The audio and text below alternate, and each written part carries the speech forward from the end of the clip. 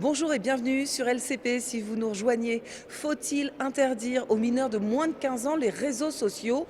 Eh bien, c'est la question à l'ordre du jour de la séance publique à l'Assemblée nationale. C'est une proposition de loi qui est examinée pour mettre en œuvre cette mesure afin de protéger la santé des plus jeunes. Le texte prévoit aussi de suspendre les comptes déjà existants et d'interdire l'utilisation des téléphones portables au lycée, comme c'est déjà le cas en primaire et au collège. La rapporteure de cette proposition de loi, c'est Laure Mineur, députée Ensemble pour la République. Son initiative est soutenue par Gabriel Attal, qui est en première ligne dans ce combat. Alors les débats en séance ont essentiellement porté sur la manière, les modalités d'application de cette mesure d'interdiction, puisque ce type de mesure, cela relève du droit européen. Mais la France espère, avec cette proposition de loi, être à la pointe en Europe. La séance est ouverte. Madame la Présidente, Madame la Ministre, Monsieur le Ministre, Monsieur le Président de la Commission des Affaires culturelles et de l'Éducation, chers collègues, elle s'appelait Marie, Charlize, Emma, Pénélope, Lilou et tant d'autres. Ces jeunes filles et ces jeunes garçons aussi avaient la vie devant eux. Ils se sont pourtant donné la mort dans leur chambre après avoir vu un tuto morbide sur TikTok. En ouvrant ce débat, je pense d'abord à eux. Je pense aussi à leurs parents qui, je le sais, nous regardent cet après-midi. Facebook est entré dans nos vies en 2004. Puis sont arrivés, dans les années 2010, la vidéo courte et les recommandations algorithmiques. Très vite, avant même 2015, le scroll infini, un défilement sans fin couplé à des algorithmes conçus pour capter l'attention. La commission d'enquête du printemps dernier, présidée par notre collègue Arthur Delaporte et dont j'étais rapporteur, portait sur TikTok. TikTok, une plateforme qui revendique pour mission, je cite, d'inspirer la créativité et d'apporter de la joie. Pourtant, durant cette commission, nous avons recueilli des centaines de témoignages traumatisants. Des vidéos de chats broyés dans un mixeur, devenant virales dans des écoles primaires. Des tutoriels sur le suicide et l'automutilation. Comment faire un nœud coulant. Jusqu'où se faire saigner. Des jeunes filles traitées d'êtres faibles, à qui l'on dit si tu as faim, bois de l'eau. Ou encore tu n'es pas moche, tu es juste grosse. Des images de tueries de masse. Personne ne devrait être exposé à de tels contenus, encore moins des enfants et des adolescents. Et pourtant, nous en sommes là. Ces réseaux sociaux avaient promis de relier, ils ont fragmenté. Ils avaient promis d'informer, ils ont saturé. Ils avaient promis de divertir, ils ont enfermé. Le constat est sans appel. Nos enfants lisent moins, bougent moins, dorment moins, se comparent davantage. Il me semble que nous pourrions et que nous devrions nous rassembler derrière un combat simple et essentiel, refuser que l'enfance devienne un marché et que notre jeunesse soit le terrain de jeu des algorithmes. On nous oppose parfois le droit des jeunes à l'information, au divertissement, à l'expression, mais soyons lucides. Que valent ces droits quand chaque jour les plateformes piétinent le droit à la vie privée, le droit à la santé, le droit à la protection contre la pédocriminalité et toute forme de violence, et même le droit à une information fiable et adaptée à l'âge. Il ne s'agit pas ici d'un débat idéologique, mais d'un choix de société. Acceptons-nous que des entreprises privées façonnent les comportements, les émotions et les trajectoires de nos enfants sans contrôle démocratique réel. Ce combat que je vous propose de partager et de mener avec nous, c'est aussi celui des esprits libres. Les algorithmes aujourd'hui nous volent notre temps, mais ils nous volent aussi notre liberté. Vous ne choisissez pas ce que vous voyez, ce qui vous fait rire, ce qui vous indigne. Non, c'est la plateforme qui le choisit pour vous. D'un côté, il y a les enfants, les adolescents, les parents, qui négocient, résistent, culpabilisent, parfois, pour tenter de préserver un équilibre. Et de l'autre, il y a des milliards de dollars, des neuroscientifiques, des intelligences artificielles conçues pour exploiter nos vulnérabilités cognitives. Et nous devrions accepter ce rapport de force ? Accepter qu'un système soit conçu pour nous dépasser ? Est-ce cela la vie que nous voulons pour nos enfants ? Les données scientifiques sont désormais claires. Après le rapport Enfants et écrans piloté par Servan Mouton et Amine Benyamina, dont il faut saluer l'importance du travail, c'est un autre rapport qui a fait l'actualité il y a 2 semaines, celui de l'ANSES, qui confirme une association entre l'usage des réseaux sociaux chez les adolescents et des symptômes anxio-dépressifs, des idées suicidaires, des comportements d'automutilation et des troubles des conduites alimentaires. Au-delà des contenus, c'est aussi le mécanisme même du scroll qui affecte le cerveau. Une vaste étude américaine menée auprès de 6 000 adolescents sur plusieurs années montre que les jeunes passant 1 à 3 heures par jour sur les réseaux obtiennent des scores significativement plus faibles en lecture, mémoire et vocabulaire. Entre 9 et 13 ans, le cerveau est encore en construction. Une exposition répétée à des contenus rapides et très stimulants perturbe la concentration, la mémoire et le langage, même à raison d'1 heure par jour. Des études montrent aussi que l'usage compulsif des applications active fortement les zones du cerveau liées à la récompense et au regard des autres. Or, dès 12 ans, ces mécanismes s'installent alors que les capacités de contrôle, de recul et de maîtrise de soi ne sont pas encore pleinement développées. Oui, ces plateformes façonnent les esprits avant même que ceux-ci n'aient atteint leur pleine capacité critique. Face à ces constats, le texte que je vous propose est une première pierre. Il s'inscrit dans un combat que la France mène depuis plusieurs années maintenant. C'est l'occasion pour moi de rappeler ici que le président de la République a mis en 2018 ce sujet à l'ordre du jour des discussions à l'UNESCO, puis a pesé de tout son poids avec Clara Chapaz pour que la réglementation européenne évolue l'été dernier, ce qui nous permet de nous retrouver ici aujourd'hui. Je veux aussi saluer le courage et l'ampleur titanesque du travail de Thierry Breton, commissaire européen, qui a permis la naissance d'une réglementation européenne exigeante qui doit désormais s'imposer aux plateformes. Vous aussi, bien sûr, Madame la Ministre, Monsieur le Ministre, qui avez travaillé sur la protection des jeunes face aux réseaux sociaux dès votre arrivée au gouvernement. Je veux aussi remercier Gabriel Attal, qui s'est saisi du sujet comme ministre de la Jeunesse, puis ministre de l'Éducation nationale, et qui l'a poursuivi comme président de notre groupe ces derniers mois. Je sais aussi que nombre d'entre vous sont engagés, particulièrement Laurent Marcangeli, qui a ouvert la voie législative dès 2023. Je disais donc que ce texte était une première pierre, et il en faudra bien d'autres, tant en France qu'à Bruxelles. J'ai conscience qu'il n'est ni parfait ni suffisant. Il me semble toutefois la meilleure arme dont nous disposons aujourd'hui. Alors j'entends certains parmi vous, d'ailleurs, qui nous disent qu'instaurer une limite d'âge, ce serait renoncer à réguler. Au contraire, cela revient à reconnaître lucidement que les réseaux sociaux tels qu'ils existent aujourd'hui ne protègent pas leurs utilisateurs. La régulation des contenus, la conception d'algorithmes moins addictifs, tout cela reste indispensable et je n'y vois pas d'incompatibilité. Menons ces deux combats à la fois. L'interdiction ne sera jamais respectée, soutient-on également. Sans doute, certains adolescents de moins de 15 ans réussiront à contourner les systèmes de vérification d'âge. Mais est-ce une raison pour renoncer? Avec cette loi, nous poserons une limite claire dans la société. Nous dirons une chose simple. Les réseaux sociaux n'ont rien d'anodin. Cela renforcera la vigilance des parents et j'en suis sûre, certains jeunes seront même soulagés de se voir offrir une justification officielle pour résister à la pression sociale de l'hyperconnexion. Mais l'idée n'est évidemment pas de se reposer naïvement sur une communauté de bonne volonté. Des sanctions sont prévues, puisque le texte que nous proposons s'inscrit pleinement dans le mécanisme d'application du Digital Services Act. Avec cette loi, nous rendrons applicable l'ensemble des mécanismes prévus par le DSA pour réguler les contenus illicites et notamment le contrôle de l'Arcom et de la Commission européenne. Les plateformes ne respectant pas l'interdiction d'accès aux mineurs de moins de 15 ans seront passibles de sanctions pouvant s'élever jusqu'à 6% de leur chiffre d'affaires. L'objectif est atteint. Certains regrettent que nous n'imposions pas davantage d'obligations en droit national. Je partage évidemment cette frustration, mais le droit européen est clair. Le DSA est un règlement d'harmonisation maximale. Le Conseil d'État, saisi de la présente proposition de loi par la présidente de l'Assemblée nationale, et la Commission européenne sont formels. Il n'est pas possible d'aller plus loin que ce que nous vous proposons aujourd'hui. Toute disposition imposant aux plateformes de nouvelles obligations serait contraire au droit de l'Union européenne.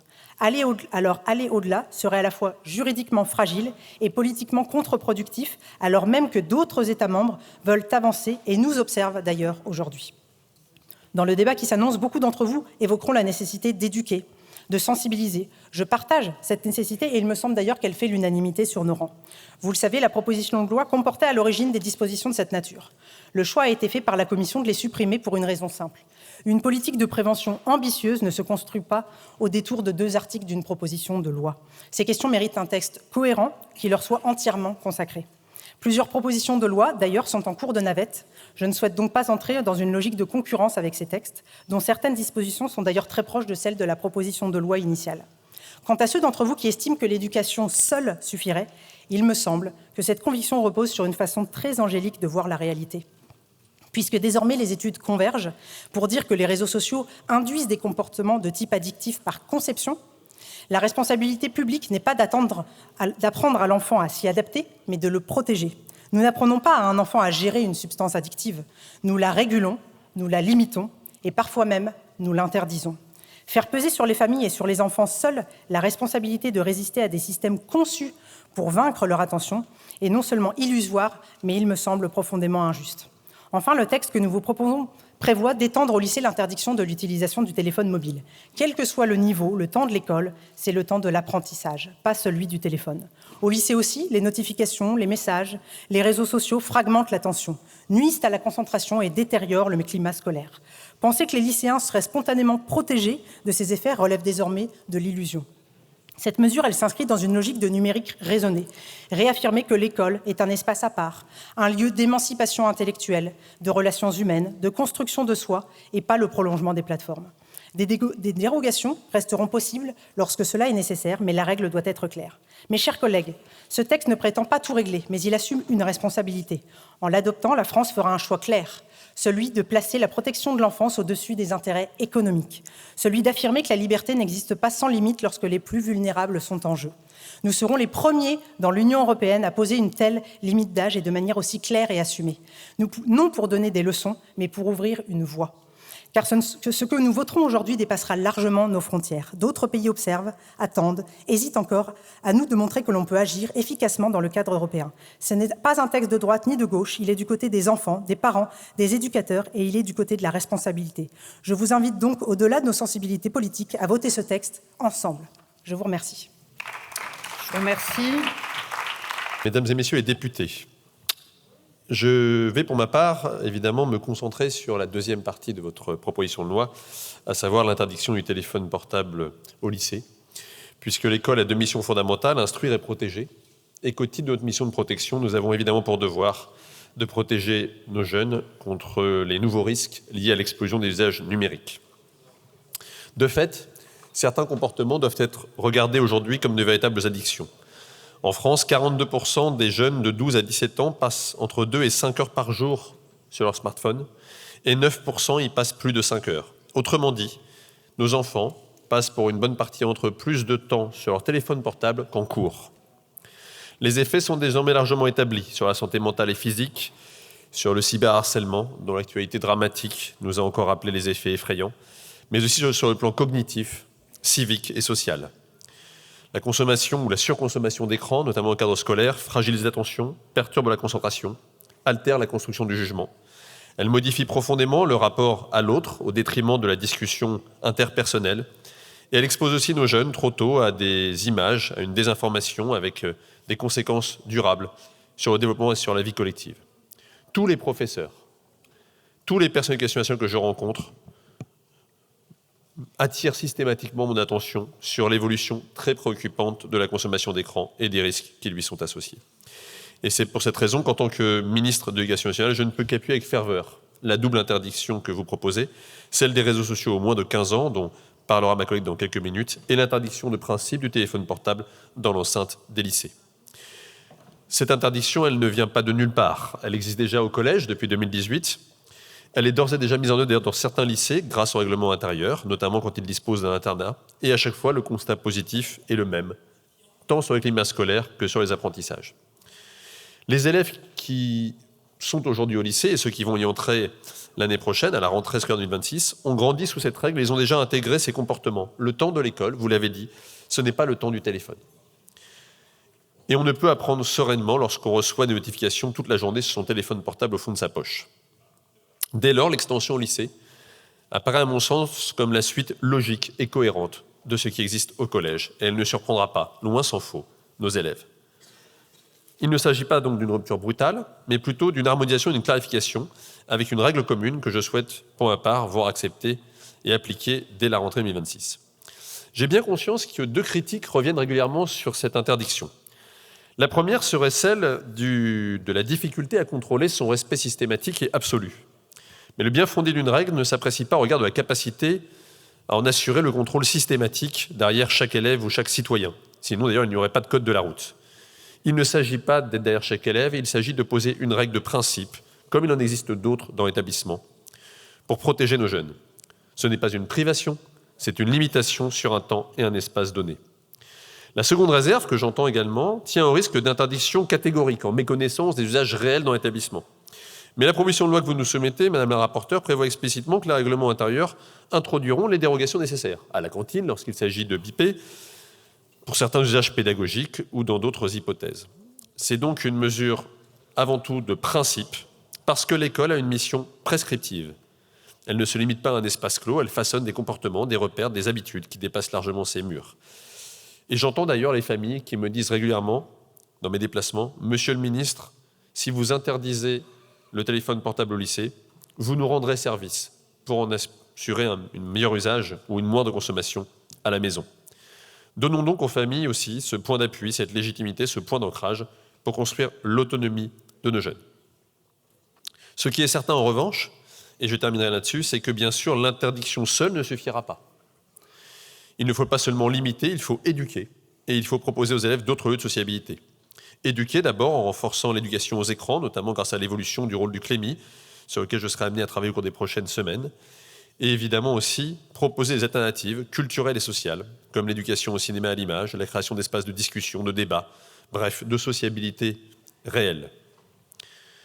Il y a une chose qui me paraît certaine, c'est qu'aujourd'hui, toutes les études convergent, aussi bien en termes de santé que de troubles cognitifs ou sociaux, pour dire que la surexposition aux écrans menace nos jeunes. Je ne veux pas être de ces ministres à qui l'on dira dans 20 ans « Vous saviez, les études étaient claires et vous n'avez rien fait ». Voilà pourquoi, Madame la rapporteure, je serai évidemment, comme tout le gouvernement, en soutien de la limitation, c'est-à-dire de l'interdiction des écrans au lycée, de manière à ce que nos jeunes puissent à nouveau, dans ces établissements, refaire le monde et non pas le subir. Merci. Madame la Présidente, Monsieur le Président de la Commission de la Culture et de l'Éducation, Madame la rapporteure, chère Laure Miller, Mesdames et Messieurs les députés, lorsque la puissance publique a connaissance d'un risque avéré pour les enfants, elle n'a pas le droit d'attendre. Et lorsque nous le savons collectivement, il nous appartient d'agir pour les générations présentes et celles à venir. Les constats scientifiques se multiplient. La démonstration n'est plus à faire. Le temps n'est plus au constat, mais à l'action. Les réseaux sociaux représentent un danger pour nos enfants. Ils les enferment dans des pièges algorithmiques et empêchent leur épanouissement, leur développement personnel, cognitif. Ce sont tout simplement des dangers pour leur santé mentale. Nous examinons aujourd'hui un texte qui s'inscrit dans des travaux menés de longue date. Je veux d'abord saluer l'engagement constant du Président de la République qui en fait une priorité, confiant dès 2023 un rapport à 2 experts scientifiques sur le sujet. Sous son impulsion, la France a également rallié une quinzaine d'États membres pour renforcer le cadre européen en matière de protection des mineurs en ligne, la publication des lignes directrices de l'article 28 du DSA. Je veux saluer le travail de plusieurs parlementaires, tels que Laurent Marcangeli, qui, il y a 3 ans, avait déjà fait voter une proposition de loi visant à interdire les réseaux sociaux aux moins de 15 ans, ainsi que Catherine Morin-Desailly, qui propose des actions essentielles en matière d'éducation et de santé. Toutes ces initiatives contribuent à renforcer la protection de nos enfants et ces travaux nous donnent aujourd'hui l'opportunité de proposer une rédaction opérationnelle, juridiquement solide, pour implémenter réellement l'interdiction pour les réseaux sociaux de fournir leurs services aux moins de 15 ans. Le texte que nous allons examiner et que le gouvernement vous proposera d'amender est le fruit d'un travail juridique approfondi mené avec des experts, avec des administrations, en lien étroit avec les autorités européennes et les parlementaires, afin d'aboutir à une écriture pleinement compatible avec nos engagements nationaux et européens. Et surtout, compatible avec notre objectif central, protéger les enfants. Il y a quelques jours encore, un rapport de l'ANSES est venu confirmer ce que de nombreux autres travaux avaient déjà établi. Les réseaux sociaux ne sont pas des outils adaptés aux plus jeunes. Aujourd'hui, nous avons une responsabilité, une lourde responsabilité, parce que nos concitoyens nous regardent et qu'il y a une véritable urgence. Je veux saluer les représentants du collectif Algos Victima, présents aujourd'hui en tribune. Leur engagement nous oblige. Des familles ont connu des drames, parfois le deuil, du fait de l'absence de régulation et de protection de leurs enfants dans les espaces numériques. Nous souhaitons que cela cesse. Avant 15 ans, nos enfants n'ont pas à être exposés à des environnements numériques conçus pour capter l'attention, provoquer l'engagement et maximiser le temps passé au service de modèles économiques puissants. Avant 15 ans, c'est l'âge de l'insouciance, de la créativité, de l'apprentissage et de la construction de soi. Le cerveau de nos enfants n'est pas à vendre, tout autant qu'il n'est pas à dominer. Entendons les alertes des parents, des médecins, des jeunes eux-mêmes. Ils nous demandent d'agir, car on leur a volé ce qu'ils ont de plus précieux, leur temps et leur indépendance. Anxiété, troubles du sommeil, perte de concentration, addiction aux écrans, exposition au cyberharcèlement ou à des contenus illégaux. Voilà l'impact des réseaux sociaux sur nos jeunes. Aussi, nous proposons d'inscrire dans le droit national un principe général d'interdiction d'accès aux réseaux sociaux pour les moins de 15 ans. C'est une mesure de protection de l'enfance, mais aussi une nouvelle norme sociale. Cette approche est pleinement compatible avec le droit européen. Les lignes directrices de l'article 28 du DSA, pour lesquelles la France s'est fortement mobilisée, ouvrent explicitement la possibilité pour les États membres d'inscrire un âge minimal d'accès aux réseaux sociaux dans leur droit national. Et la France n'est pas seule à travailler dans ce sens. Sur le périmètre, l'interdiction s'appliquera aux plateformes qui relèvent de la définition des réseaux sociaux telle qu'elle est posée par le droit européen. Nous voulons être au plus près des usages réels pour éviter les effets de contournement et de report vers d'autres services qui exposeraient les mineurs aux mêmes risques. À l'inverse, les services qui ne présentent pas ces caractéristiques, encyclopédies en ligne, services dédiés aux enfants, messagerie privée, ne seront pas concernés. Je sais qu'aucune solution n'est parfaite et les débats sur le sujet sont légitimes. J'entends ce qui m'interpelle sur le fait que limiter l'accès aux réseaux sociaux n'épuisera pas l'ensemble des risques. Je suis bien consciente que nous aurons besoin de compléter cette réponse dans le champ de la santé, de l'éducation, de la prévention, de la culture, de la parentalité. Et le gouvernement est pleinement engagé pour redonner un horizon à notre jeunesse et leur permettre de réinvestir le réel. Nous n'attendrons pas qu'une, 2, 3 générations d'enfants supplémentaires soient sacrifiées. En tant que parlementaire, vous avez l'opportunité aujourd'hui d'agir concrètement pour protéger nos enfants et réaffirmer que leur intérêt supérieur primera toujours. Permettez-moi enfin de m'adresser directement aux jeunes. Cette loi n'est pas une mesure autoritaire et d'interdiction dirigée contre vous. Elle n'est pas là pour vous priver de vos droits fondamentaux. Bien au contraire. Elle est là pour vous défendre, vous protéger. Vous n'en avez peut-être pas toujours conscience, mais en dehors des écrans, de ce monde virtuel, il y a tant de possibilités, de choses à découvrir, d'expériences à vivre, au contact réel des autres, des humains. En un mot, cette loi vous rendra votre liberté. Aussi, pour nos enfants, je vous invite toutes et tous à soutenir ce texte. Je vous remercie. J'ai reçu Madame Mathilde Panot et des membres du groupe La France Insoumise Nouveau Front Populaire une motion de rejet préalable déposant application de l'article 91 alinéa 5 du règlement. La parole est à Monsieur Louis Boyard.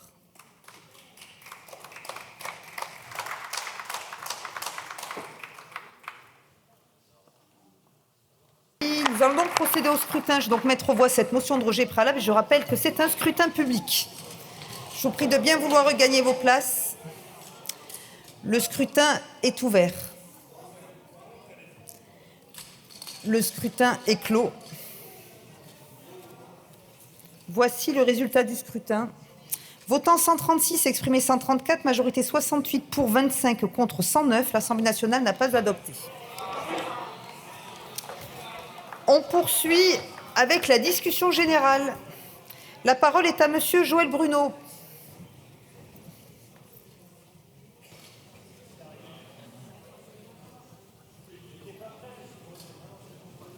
Non mais on vous attend. Hein.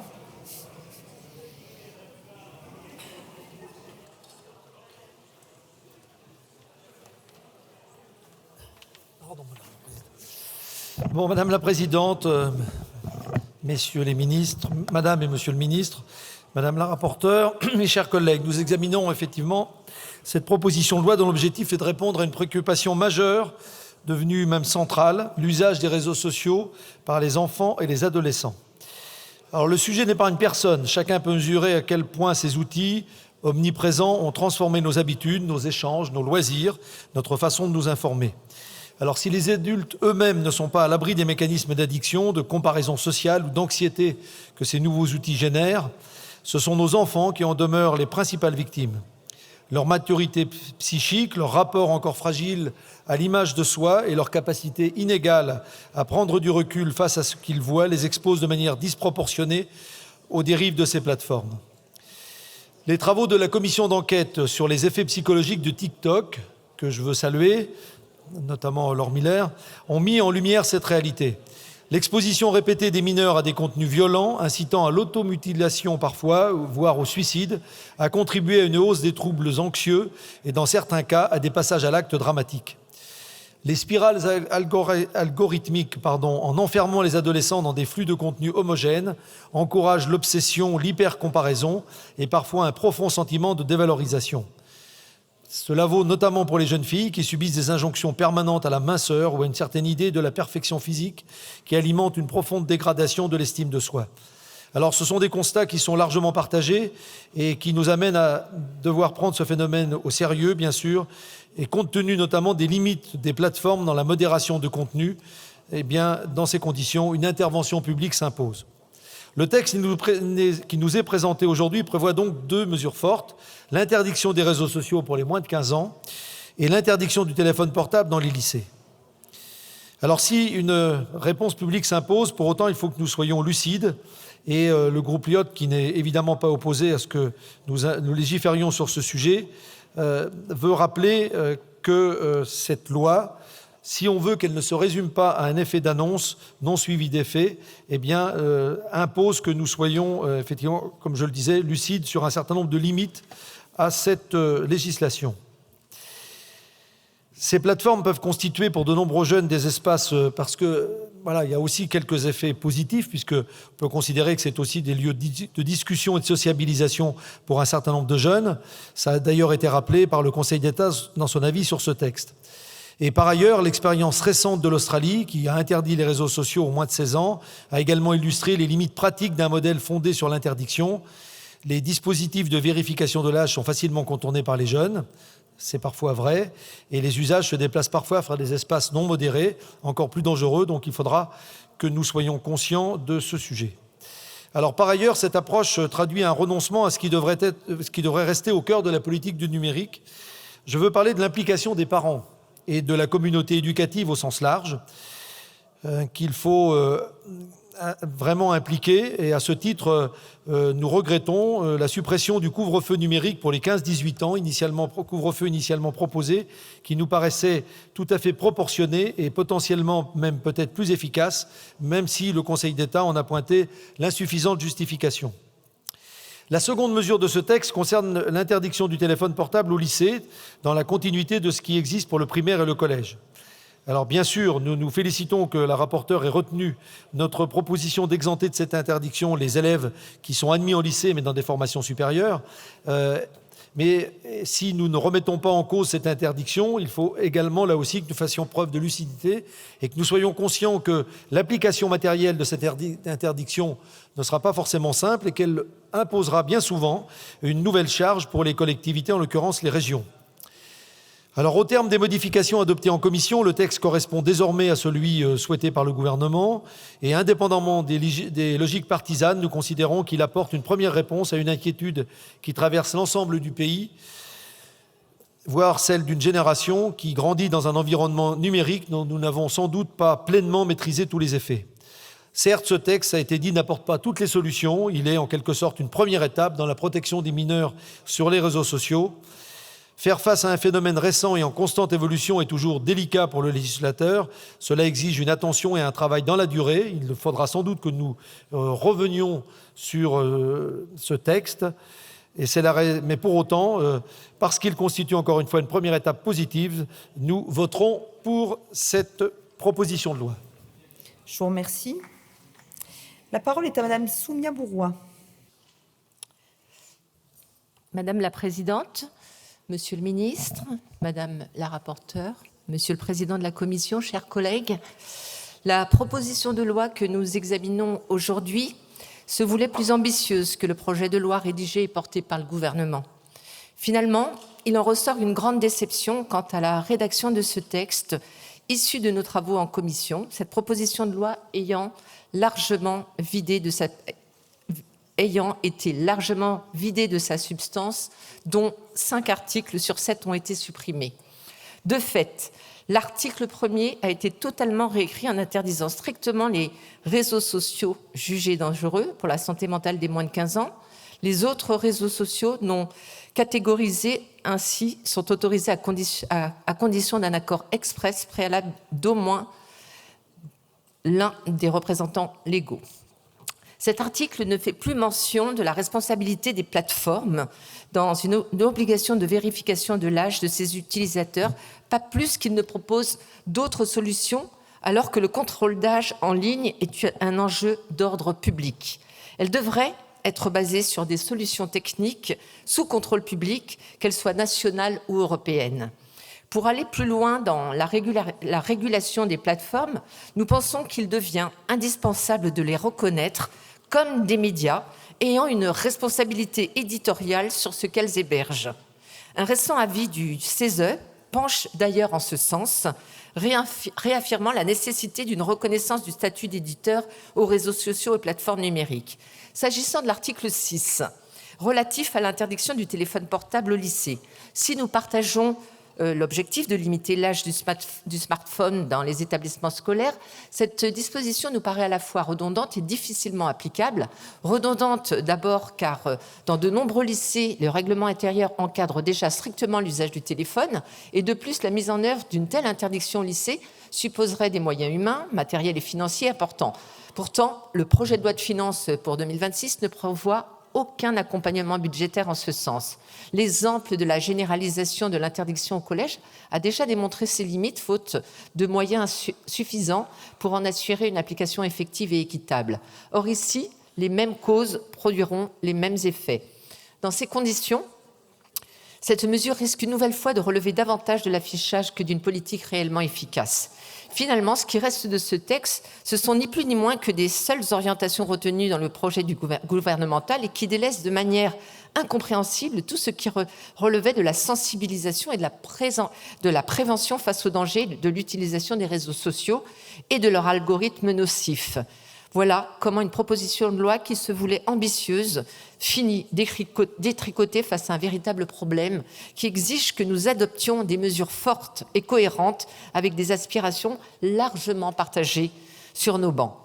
Il faut promouvoir la prévention, que ce soit à l'école et avec les parents. Un usage raisonné des réseaux sociaux, renforcer l'information sur les risques de l'exposition aux écrans et former les enfants et les jeunes au décryptage des informations de messages véhiculés. Il est dommage que cette proposition n'aille pas dans ce sens. De plus, comme l'a exprimé le CESE à travers plusieurs de leurs travaux, nous sommes également favorables à un soutien renforcé au lieu de sociabilité, dit réel, par opposition à la sociabilité numérique, autour d'activités sportives, artistiques, ludiques, culturelles, mais aussi au développement d'espaces de vie collectifs. Car au-delà de l'utilisation irraisonnée des réseaux sociaux, c'est aussi nos rapports addictifs aux écrans auxquels nous devrions apporter des réponses. En ce sens, cette proposition de loi nous interroge d'ailleurs indirectement sur le déploiement des outils numériques à l'école. Ces outils ont pris depuis plusieurs années une grande place dans la pratique scolaire à travers notamment les applications pour le partage de notes, les devoirs et la communication avec les parents, jeux vidéo, pédagogiques, etc. Il faudrait là aussi dresser un état des lieux. Et en conclusion, nous regrettons que la portée de ce texte ait été aussi amoindrie et nous réservons notre position de vote aux évolutions qui pourraient être apportées lors de cet examen. Madame la Présidente, Madame, Monsieur le Ministre, Madame la Rapporteure, Monsieur le Président de la Commission, chers collègues. La devise de notre monde contemporain, c'est « omnia illico, tout de suite ». Ce propos du philosophe ardéchois Gustave Thibon est bien connu et résume en peu de mots la dérive à laquelle veut répondre notre débat de ce jour. La proposition de loi que nous examinons aujourd'hui s'inscrit dans un contexte désormais bien documenté. Les travaux de la commission d'enquête sur les effets psychologiques de TikTok, les décisions prises à l'étranger, notamment en Australie avec l'interdiction d'accès aux réseaux sociaux pour les moins de 16 ans, ou encore les faits divers tragiques liés au suicide de jeunes exposés à des contenus toxiques ont contribué à une prise de conscience salutaire. Exposition précoce à des contenus violents ou sexuels, Perturbation du sommeil, dégradation de la concentration, difficultés de sociabilisation, atteinte à la santé mentale. Ces effets en disent moins sur l'existence de contenus isolément problématiques que sur l'inadéquation globale de certains environnements numériques à l'enfance. Nos jeunes, nés avec Internet et les réseaux sociaux, ont en réalité été les cobayes d'un progrès déployé à grande échelle sans cadre clair, ni limite adaptée à leur vulnérabilité.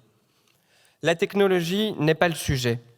Ce qui est en cause, ce sont des espaces numériques organisés pour confisquer l'attention, prolonger le temps d'exposition et maximiser l'engagement d'une population vulnérable. Nous avons beaucoup légiféré ces dernières années sur le numérique, sur la haine en ligne, sur les influenceurs, sur la modération des contenus. Ces textes avaient leur utilité.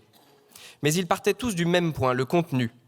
Cette proposition de loi est différente, car elle ne cherche pas à censurer, elle tente de répondre à cette question plus fondamentale.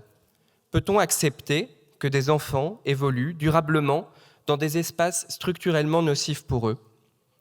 Pour répondre à cela, le législateur doit tenir compte du cadre juridique dans lequel il s'inscrit. La régulation des plateformes numériques relève largement du droit de l'Union européenne, notamment à travers le DSA, le Digital Services Act. Le Conseil d'État l'a rappelé avec justesse. Notre vigilance doit être double. Vigilance quant à notre compétence, afin de ne pas adopter des dispositifs juridiquement fragiles ou inapplicables, et vigilance également quant à la proportionnalité des mesures envisagées, notamment lorsqu'elles touchent la responsabilité des parents. Protéger les mineurs ne doit pas conduire à créer un nouveau délit pénalisant excessivement les familles. La proposition de loi tente ainsi de répondre à ces enjeux par une approche graduée. Elle pose d'abord un principe clair, l'interdiction d'accès aux réseaux sociaux pour les moins de 15 ans. Ce choix marque une rupture avec la naïveté qui a longtemps entouré l'émergence d'Internet et des réseaux sociaux. Elle prévoit également des dispositifs complémentaires destinés à accompagner la période de transition avant la majorité, ainsi que des mesures de sensibilisation, d'information et d'éducation. Car la racine du problème est certainement là. À force de délégitimer l'autorité des familles, des enseignants et de refuser toute limite protectrice, on laisse s'installer d'autres formes de domination. En effet, la nature a horreur du vide. Lorsque la transmission recule et que les repères s'effacent, ce ne sont ni la liberté, ni l'émancipation qui progressent via Internet, mais des logiques marchandes, addictives et souvent toxiques. La gauche porte dans cet état de fait une lourde responsabilité, elle qui a sapé depuis des décennies la transmission et voit encore dans ce texte un soi-disant paternalisme juridique. C'est oublier que c'est la gauche qui toujours censure et interdit quand la droite, elle, protège et libère. 25 ans après l'essor d'Internet et avec l'arrivée à l'âge adulte d'une génération née avec les réseaux sociaux, nous constatons enfin que la modernité peut porter en elle des germes de dépendance, de perte de liberté, voire d'autodestruction lorsqu'elle est laissée sans limite. Poser des limites là où la vulnérabilité est objectivement établie relève du devoir du législateur. C'est ce que fait cette proposition de loi. Le groupe UDR la soutiendra. Je vous remercie.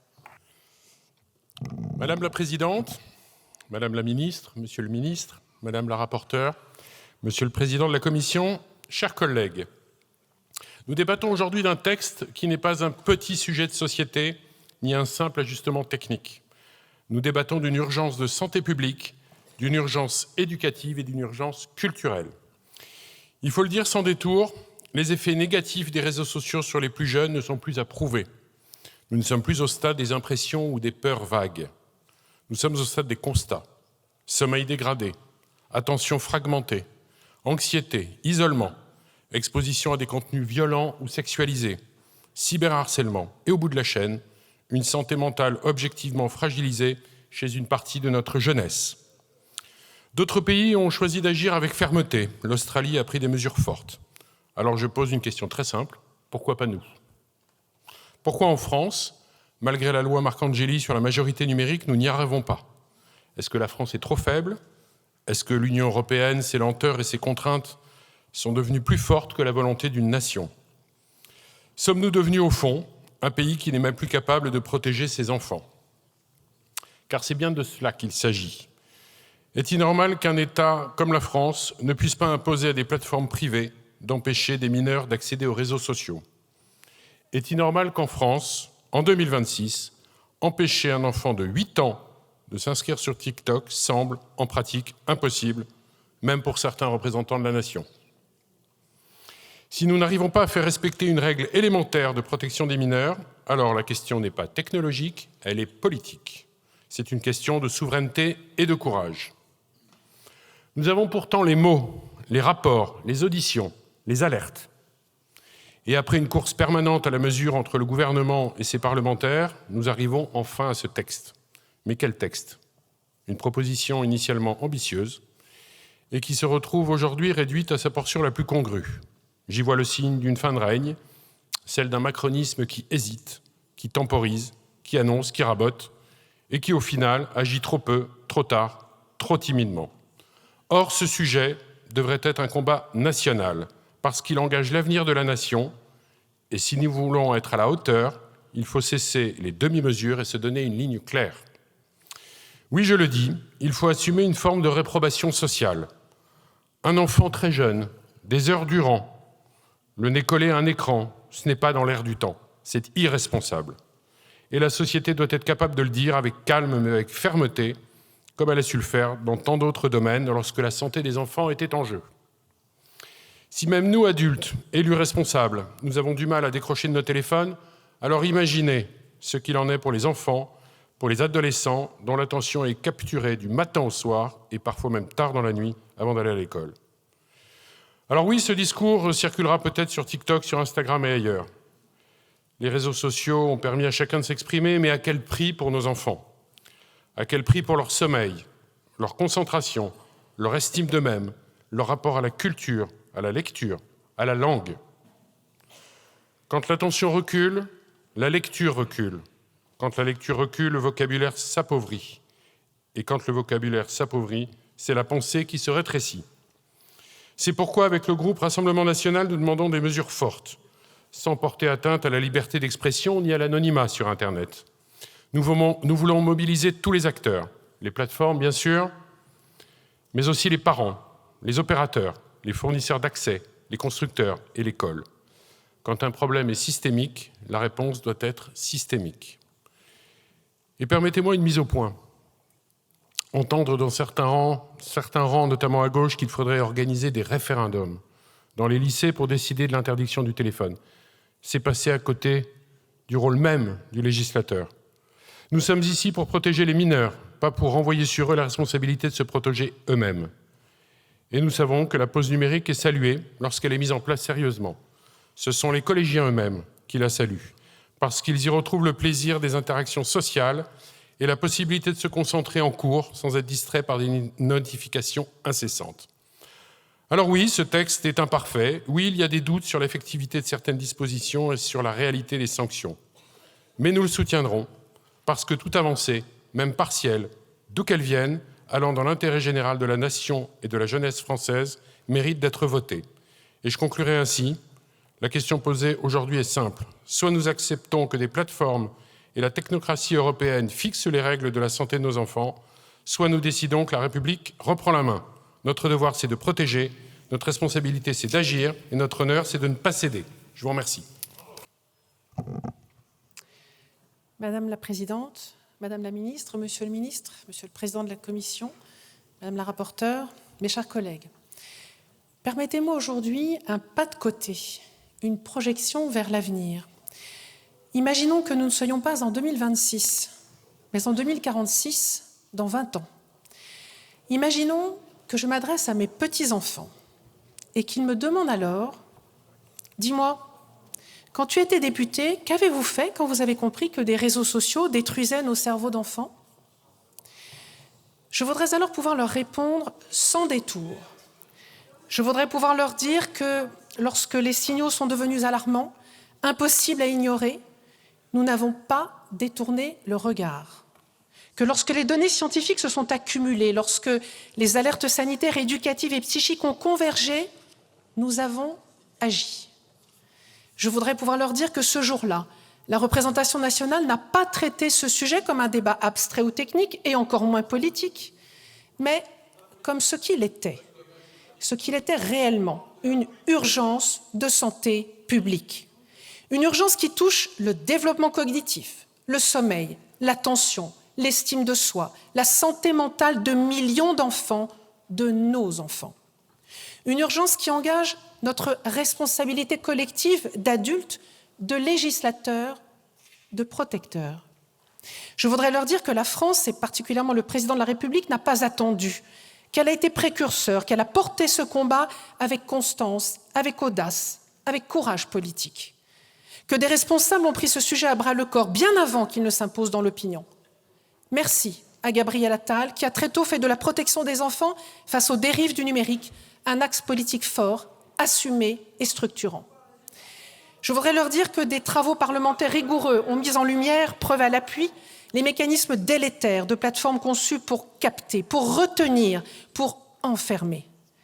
Merci à ma collègue Laure Miller, rapporteure de la commission d'enquête sur les effets psychologiques des plateformes sur les mineurs, pour son engagement sincère et la force de son travail. Je voudrais leur dire aussi que le gouvernement a soutenu cette démarche en donnant à ce texte les moyens d'être débattu rapidement. Merci, Madame la Ministre, merci, Monsieur le Ministre. Je voudrais leur dire enfin que l'Europe a avancé, que le cadre européen a posé des principes essentiels, mais que nous avons eu la détermination d'aller plus loin lorsque la protection des enfants l'exigeait, parce que nous avons eu la lucidité de reconnaître les limites de ce cadre et le manque de courage à le faire appliquer vraiment. Alors oui, le texte que nous examinons aujourd'hui n'est pas parfait, mais il est indispensable. Il pose une borne claire. Avant 15 ans, l'accès aux réseaux sociaux n'est jamais anodin, il n'est jamais neutre et il n'est donc pas acceptable sans garde-fou. Il affirme un principe simple. Quand un risque grave est établi, la loi doit protéger. Je voudrais pouvoir dire à mes petits-enfants que nous avons refusé l'inaction, parce que l'inaction aurait été une faute, parce que ne rien faire aurait signifié accepter que des enfants soient exposés seuls à des logiques économiques prédatrices. Parce que protéger l'enfant, ce n'est pas restreindre, c'est lui permettre de s'ouvrir, de grandir. Je voudrais enfin leur dire que nous avons aussi protégé l'école, que nous avons réaffirmé qu'elle devait rester un lieu d'attention, un lieu de relations réelles, un lieu d'émancipation intellectuelle, un lieu où l'on apprend à penser, pas à scroller. Parce que protéger notre jeunesse, ce n'est pas la vendre aux plus offrants, c'est tenir notre promesse républicaine, celle de transmettre à tous nos enfants, sans distinction, sans discrimination, la capacité à penser librement. Et si dans 20 ans, mes petits-enfants me posent la question, je veux pouvoir leur répondre ceci. Nous savions et nous avons agi. Je vous remercie. Je vous remercie. La parole est à Monsieur Arnaud Saint-Martin.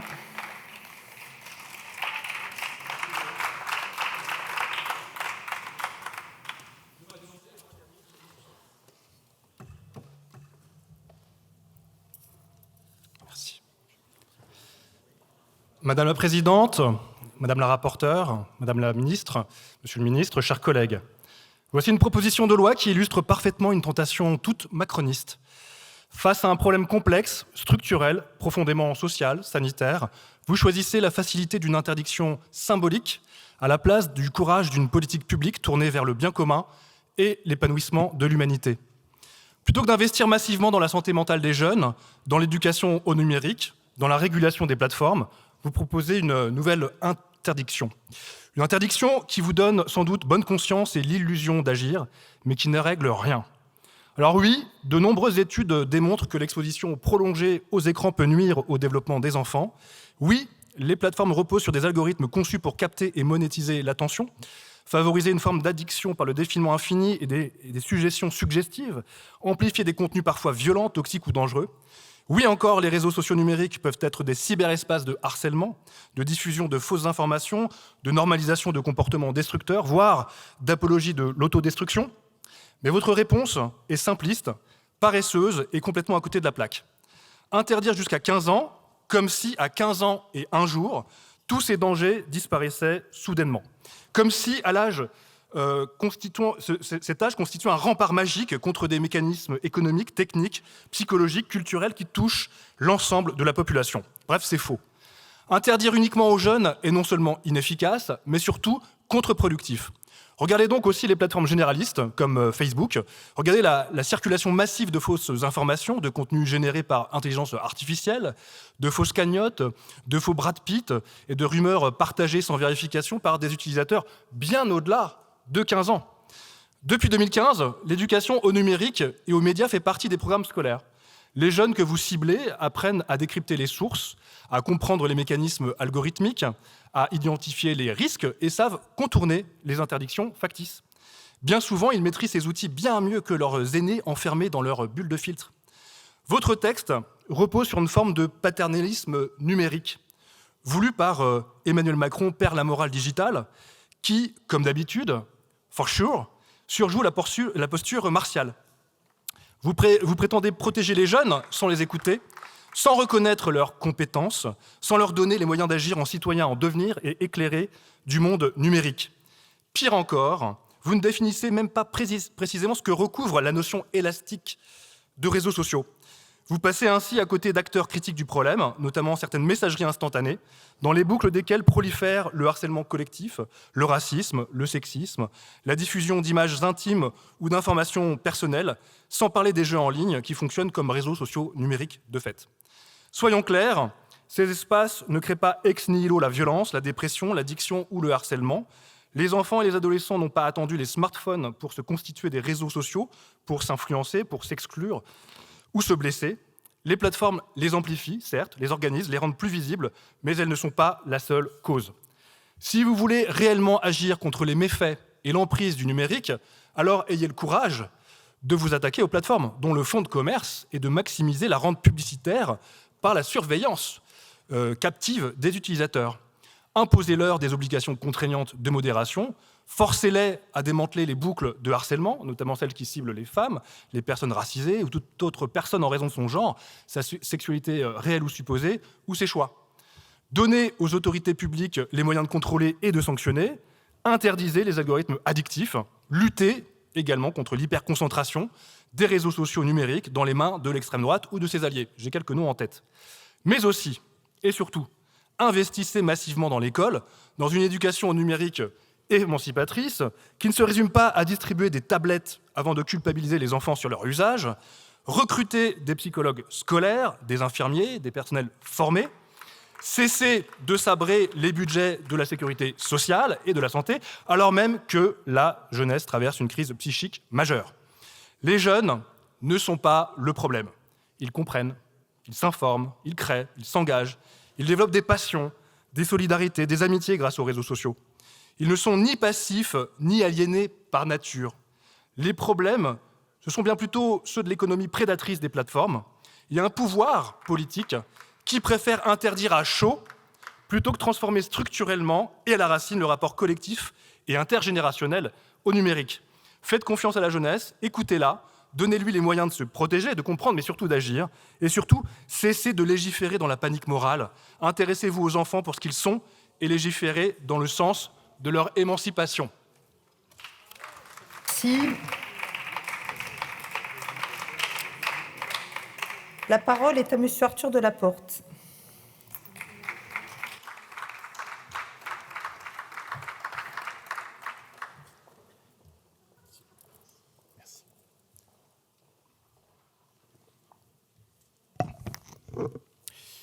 Merci Madame la Présidente, Madame la Ministre, Monsieur le Ministre, Madame la Rapporteure, chers collègues.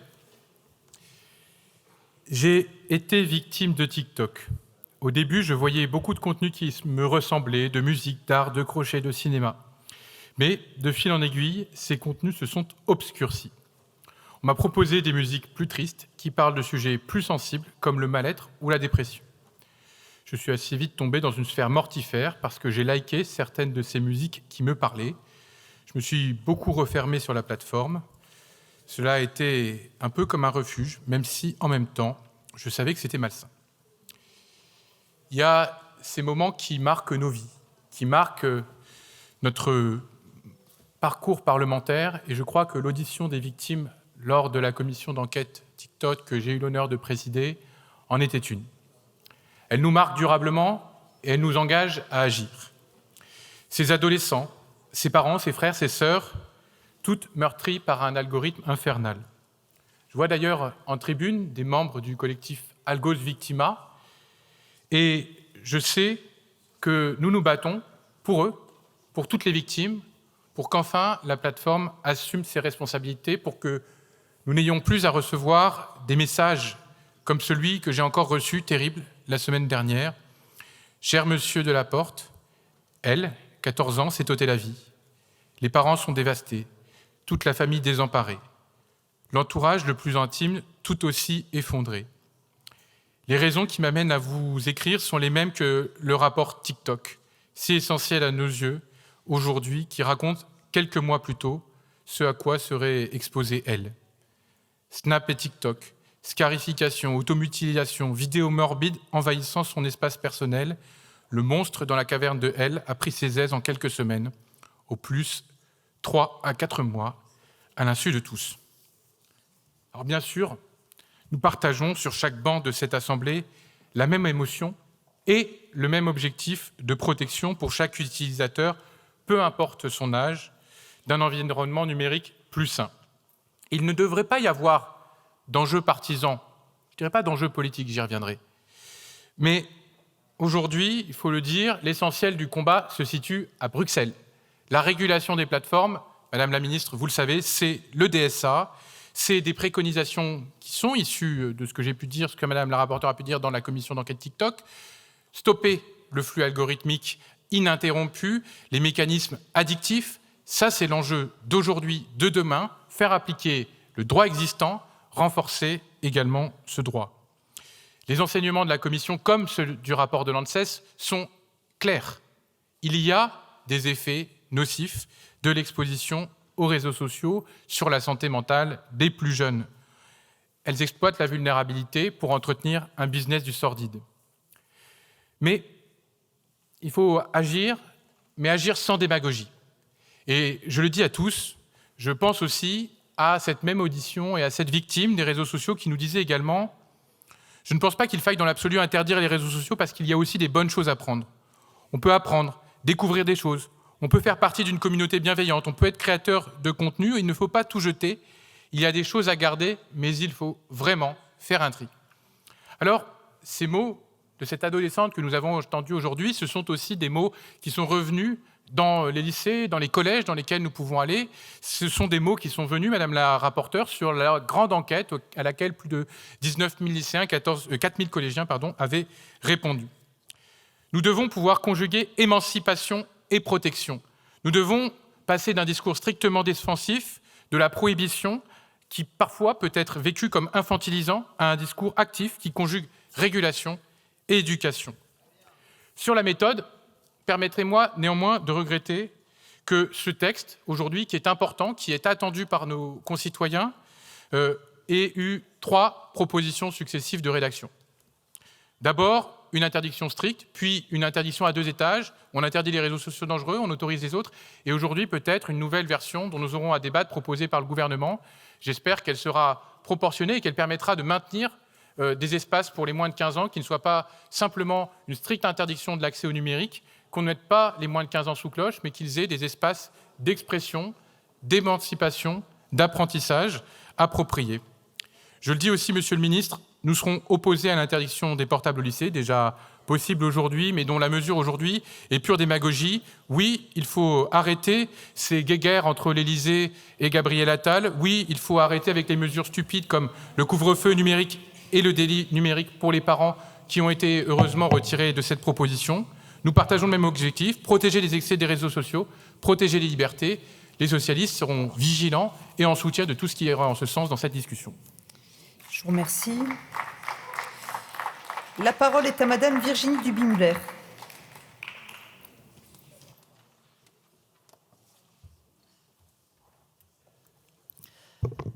Merci Madame la Présidente, Monsieur le Ministre, Madame la Ministre, Monsieur le rapporteur, chers collègues. Protéger les plus vulnérables et en particulier les enfants est une exigence fondamentale qui doit guider notre action de législateur. Aujourd'hui, les travaux scientifiques, médicaux et sociologiques convergent. L'usage excessif des écrans et des réseaux sociaux a des effets délétères, en particulier sur les plus jeunes. Troubles du sommeil, anxiété, difficultés de concentration, exposition au cyberharcèlement, phénomènes d'addiction. Ces réalités sont désormais largement documentées. Elles ne concernent d'ailleurs pas uniquement les enfants, mais touchent l'ensemble de notre société. Pour les mineurs, toutefois, les conséquences sont particulièrement préoccupantes. Des mécanismes tels que le scrolling infini agissent sur les cerveaux en construction à un âge où se façonnent les équilibres cognitifs, émotionnels et sociaux. Les chiffres parlent d'eux-mêmes. L'âge moyen d'acquisition du premier téléphone portable est aujourd'hui de 9,9 ans et 9 mois. 83% des jeunes déclarent avoir été confrontés à des contenus choquants ou à des situations de cyberharcèlement. Enfin, près d'un parent sur deux reconnaît se sentir dépassé face aux usages numériques de ses enfants. Ces données doivent nous alerter collectivement. Elles rappellent l'urgence d'agir pour mieux protéger les plus jeunes et les accompagner vers un usage plus raisonné, plus sécurisé et plus responsable du numérique.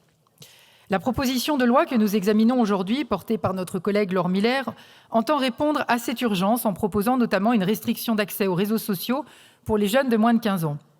Je veux d'abord saluer son engagement constant sur ce sujet, en particulier à travers la commission d'enquête sur les effets psychologiques de TikTok sur les mineurs conduite avec notre collègue Arthur Delaporte.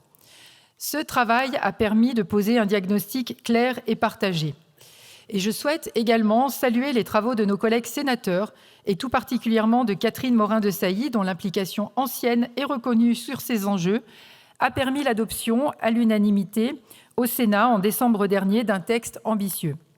Je regrette d'ailleurs que nous n'ayons pas pu poursuivre la navette parlementaire à partir de ce texte, ce qui aurait permis de gagner en efficacité. La question de l'exposition des enfants aux écrans doit être abordée avec lucidité. La règle 36912 de Serge Tisseron reste une référence largement partagée par les professionnels. Certains pédiatres plaident même pour une exposition quasi nulle avant 6 ans. Chacun a déjà été témoin de situations où un écran est utilisé comme un simple moyen d'occupation. Ces pratiques banalisées sont pourtant lourdes de conséquences pour le développement de l'enfant. Le rôle des parents est aussi essentiel, et je le dis en tant que mère de famille d'une adolescente de 14 ans.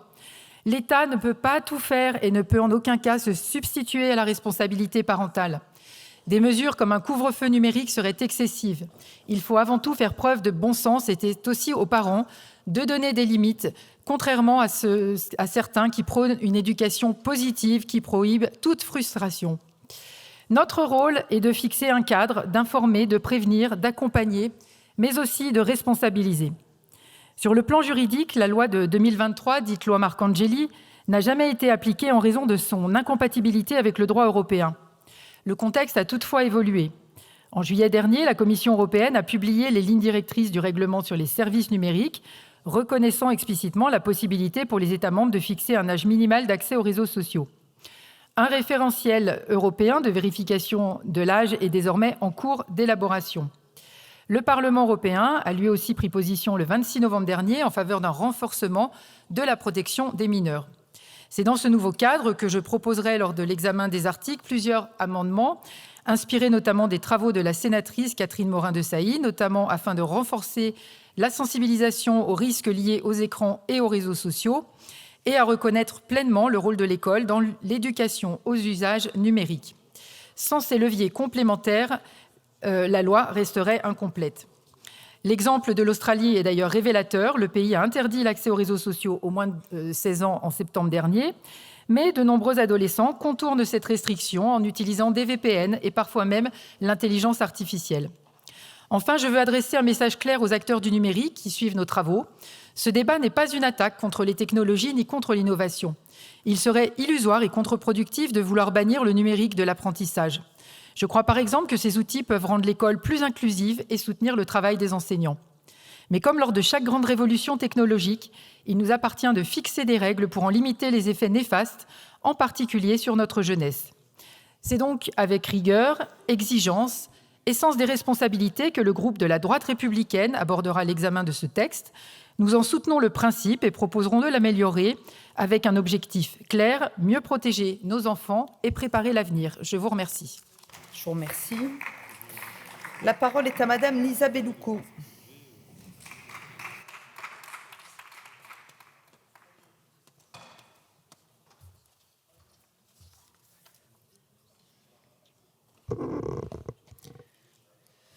Merci Madame la Présidente. Madame et Monsieur les ministres, Madame la rapporteure, chers collègues. En 2004, le PDG de TF1, Patrick Lelay, parlait de temps de cerveau humain disponible pour illustrer le modèle économique de la télévision. Ce que la télévision préfigurait, les réseaux sociaux l'ont perfectionné. Par le profilage, la suggestion algorithmique et des interfaces manipulatrices et trompeuses, ils ont créé des dispositifs capables de capter et de retenir notre attention de manière continue pour mieux l'exploiter. Mais, à la différence de la télévision, ces plateformes ne sont toujours pas régulées à la hauteur de leur puissance. Nous sommes aujourd'hui face à un échec collectif. Un échec qui consiste à avoir laissé les entreprises privées du numérique imposer par une dérégulation organisée leurs lois, nous emprisonnant et nous exposant, nous et nos enfants, à des contenus bien souvent inappropriés et toxiques. Je comprends que pour des jeunes nés à l'ère du numérique, les réseaux sociaux puissent représenter une part de leur sociabilité, de leur identité, de leurs loisirs. Je sais aussi qu'ils peuvent constituer des refuges pour des jeunes en quête d'identité, parfois isolés ou exclus. Mais les contenus proposés et surtout l'architecture même de ces plateformes ne sont pensés ni pour leur bien-être, ni pour leur émancipation. Certes, elles peuvent participer à la construction de leurs imaginaires, mais cette construction est avant tout guidée par des logiques financières et commerciales. L'émancipation des jeunes et des enfants relève de l'école. C'est une responsabilité de la société, c'est une responsabilité collective. Elle ne peut pas être déléguée à des entreprises privées. Ce n'est pas à des acteurs guidés par des intérêts privés de façonner l'imaginaire, les désirs et les comportements de nos enfants.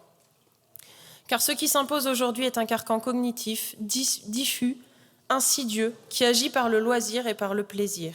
Un carcan fondé sur des algorithmes développés par des plateformes majoritairement américaines ou chinoises dont le parti pris politique et économique ne peuvent plus être ignorés. Au-delà d'un échec collectif, c'est une trahison à la lutte pour la conquête de nos droits sociaux. Devrais-je vous rappeler ici que l'un de ces droits est le droit au temps libre, un temps libéré de l'exploitation capitaliste. C'est une défaite face au capital, un abandon de ce temps libre qui se retrouve exploité et monétisé.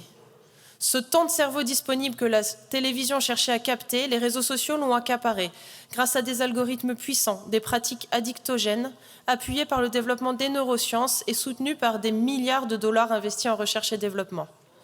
Comment donc lutter individuellement contre de telles mécaniques ? Comment le cerveau d'un enfant encore en construction pourrait-il résister à des stimulations contre lesquelles la plupart d'entre nous, la plupart des adultes, a du mal à lutter ? L'interdiction apparaît alors non comme une facilité, mais comme le constat d'un échec politique, celui de ne pas avoir su construire à temps une architecture de régulation démocratique de ces plateformes. Dès l'examen en commission, les mesures de prévention, de sensibilisation et d'encadrement des usages ont été abandonnées, et nous le regrettons. Elles ne peuvent pourtant pas être détachées de toute mesure d'interdiction. Nos jeunes et leurs parents doivent être informés et accompagnés face aux enjeux, aux dangers cognitifs et physiologiques de l'exposition excessive et chronique aux écrans. Je suis à titre personnel favorable à l'interdiction des réseaux sociaux aux jeunes de moins de 15 ans. La plupart des parents et des associations de parents que j'ai rencontrées y sont favorables. Comme eux, j'estime que les enfants doivent passer le plus de temps possible éloignés de ces écrans. Eux-mêmes le disent. Ils auraient préféré grandir dans un monde où les réseaux sociaux n'existent pas. Parce que le débat ne porte pourtant plus sur la liberté d'accéder aux réseaux sociaux, mais sur la responsabilité collective face à un risque avéré. Au sein de mon groupe, la question de l'interdiction a été source de discussions et de débats. Mais un consensus émerge entre les positions divergentes. Il faut commencer par impliquer l'interdiction qui existe déjà, avant 13 ans. Mais il faut aussi faire de la prévention scolaire et médicale, encadrer les usages, assurer la transparence et la mise en conformité des plateformes aux règles européennes, encadrer leurs pratiques et leurs algorithmes. Et c'est d'ailleurs ce que nous proposons par voie d'amendement. En conclusion, défendre l'interdiction, ce n'est pas restreindre la liberté individuelle, c'est la protéger de sa confiscation par des intérêts privés. Je vous remercie. Je vous remercie. La parole est à Monsieur Erwan Balanant.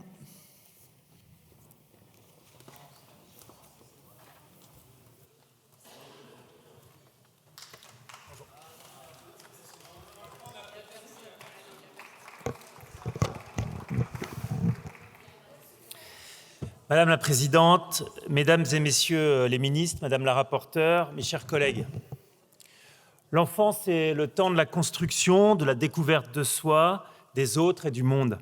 C'est l'âge de l'apprentissage, de l'émerveillement et d'une imagination sans limite.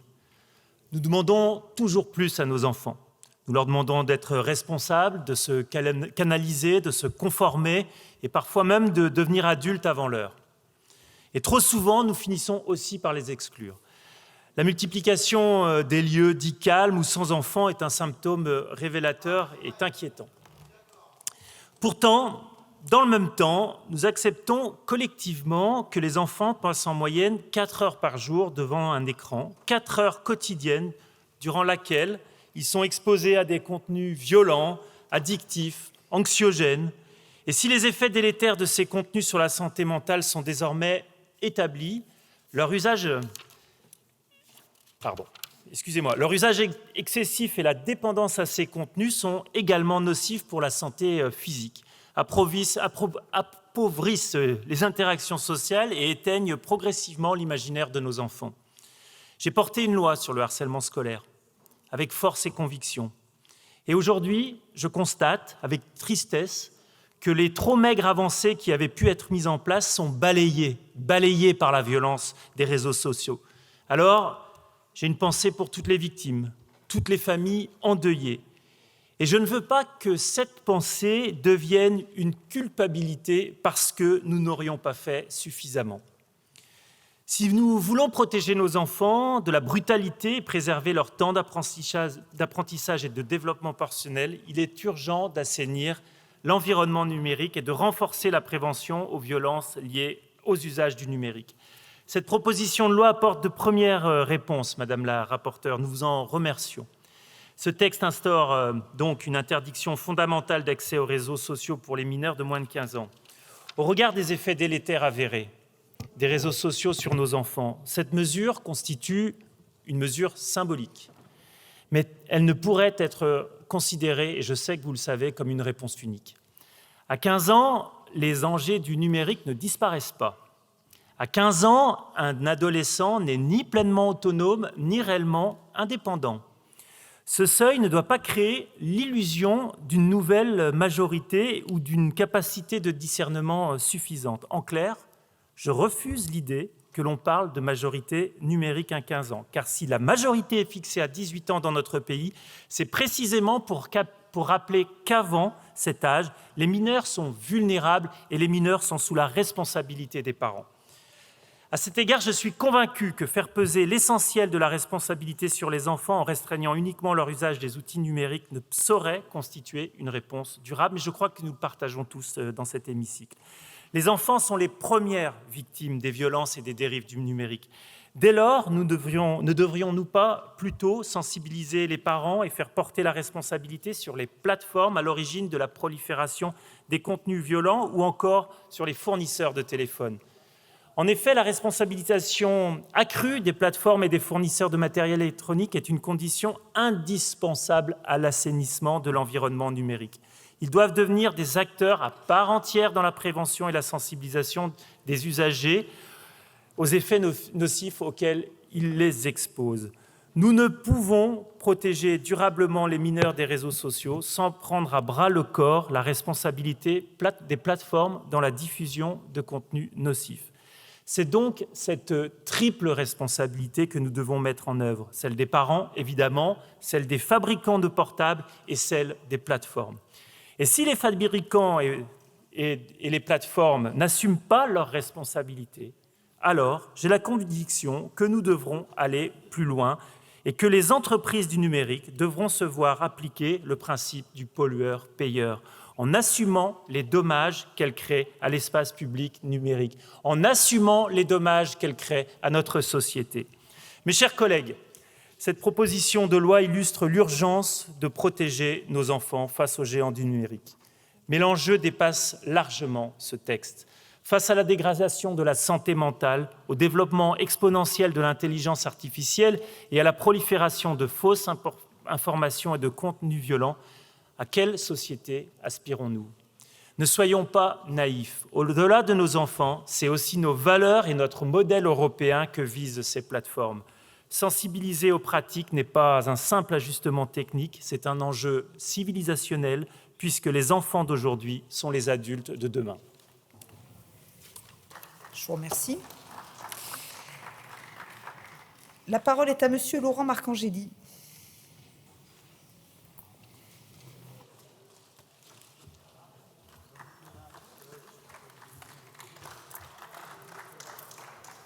Madame la Présidente, Madame, Monsieur les ministres, Monsieur le Président, Madame la rapporteure, chers collègues, vous comprendrez que c'est avec une émotion certaine et toute particulière que je m'exprime aujourd'hui devant notre Assemblée.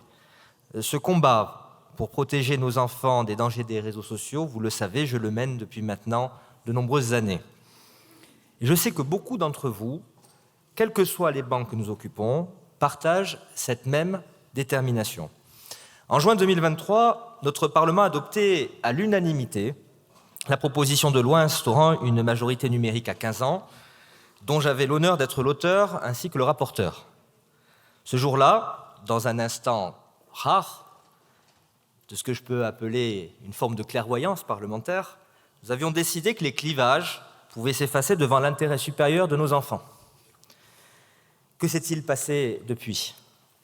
2 ans et demi d'une attente douloureuse, sans qu'aucun décret n'ait été publié, sans qu'aucune mesure concrète n'ait pu être mise en œuvre, la Commission européenne ayant jugé notre réforme non conforme au règlement sur les services numériques.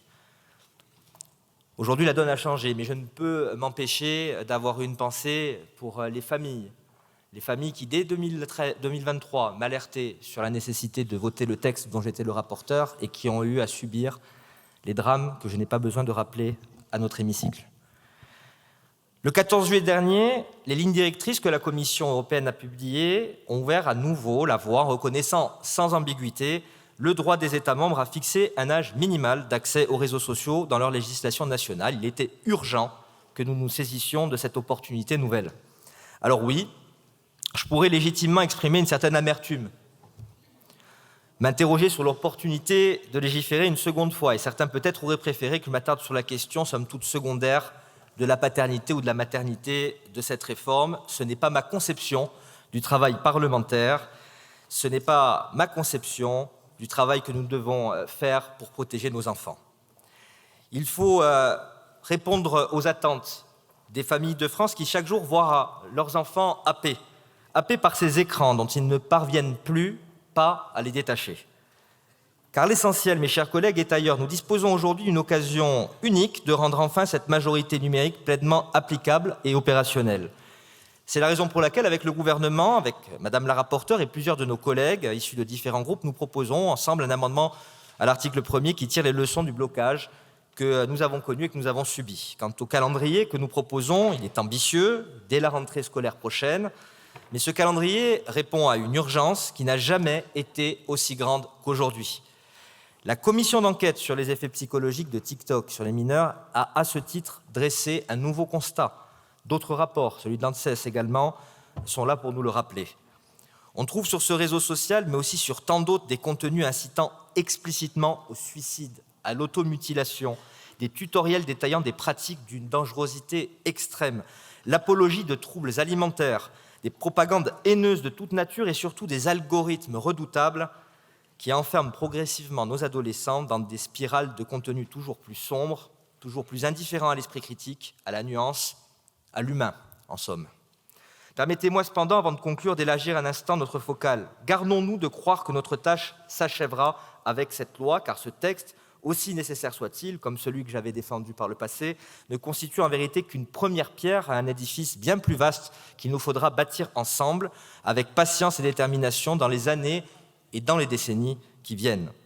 Le mal numérique dont nous tentons aujourd'hui de préserver nos enfants n'épargne en réalité personne, mes chers collègues.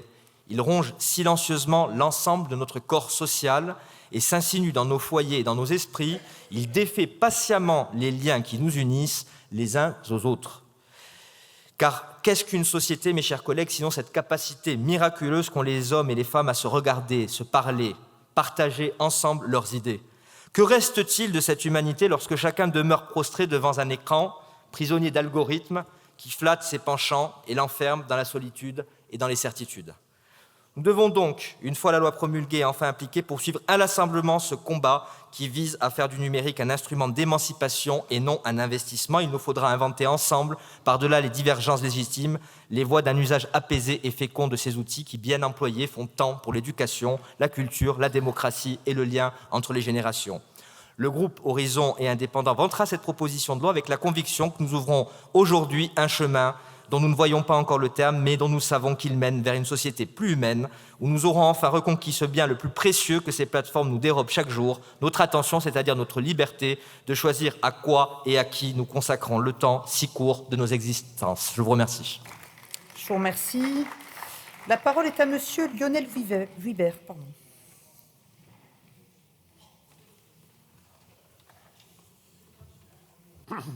Merci Madame la Présidente. Madame la Ministre, Monsieur le Ministre, Madame la Rapporteure, nous débattons aujourd'hui d'un texte que je soutiens pleinement, parce qu'il répond à une réalité largement constatée sur le terrain et parce qu'il apporte des réponses concrètes à un enjeu majeur pour la jeunesse de notre pays.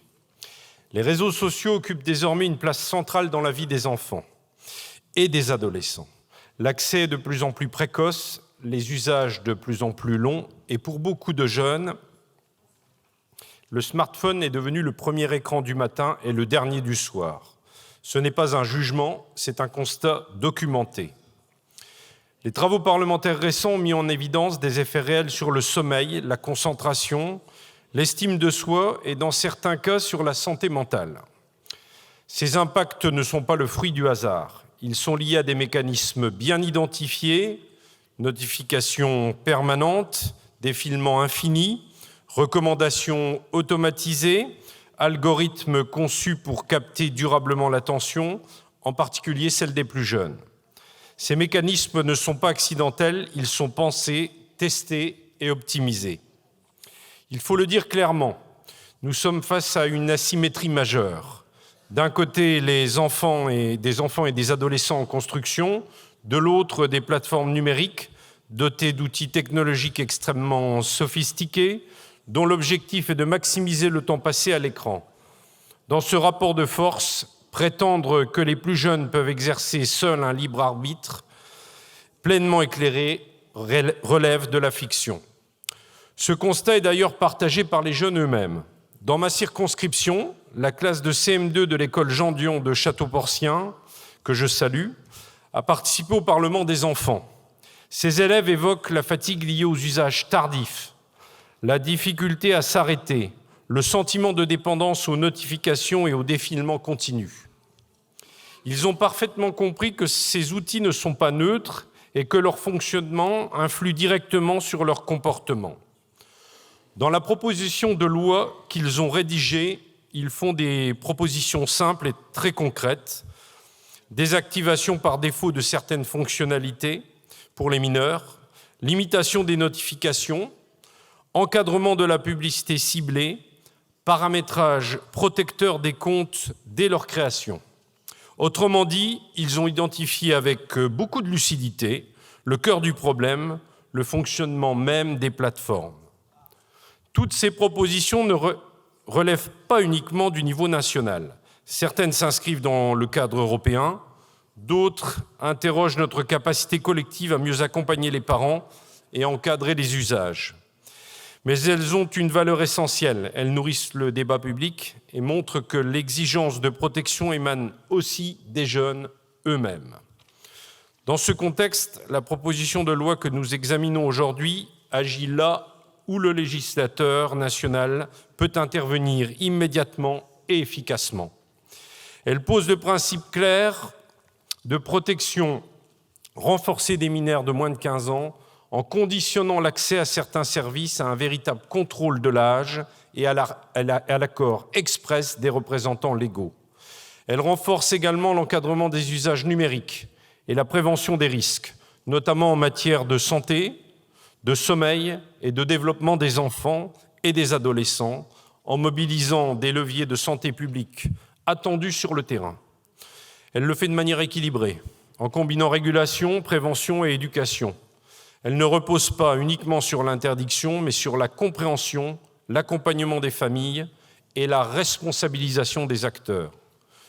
Soutenir ce texte, ce n'est pas s'opposer au numérique ou à la modernité. C'est affirmer que la protection des mineurs ne peut pas être laissée à la seule autorégulation de plateformes majoritairement étrangères, dont les intérêts économiques ne coïncident pas toujours avec nos exigences de protection de l'enfance.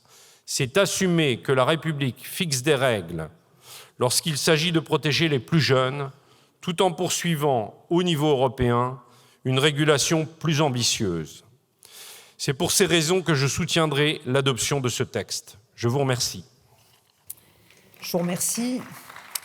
La discussion générale est close. J'appelle maintenant dans le texte de la commission les articles de la proposition de loi et j'ai plusieurs inscrits sur le texte. Nous allons donc maintenant procéder au scrutin. Je vous prie de bien vouloir regagner vos places et je vais donc mettre aux voix l'ensemble de la proposition de loi. Le scrutin est ouvert.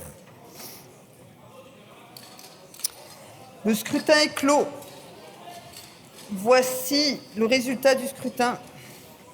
Votant 157, exprimé 151, majorité 76 pour 130, contre 21, l'Assemblée nationale a adopté.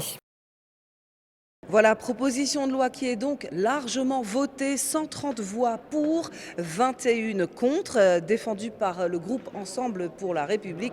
Le texte vise à interdire les réseaux sociaux aux moins de 15 ans.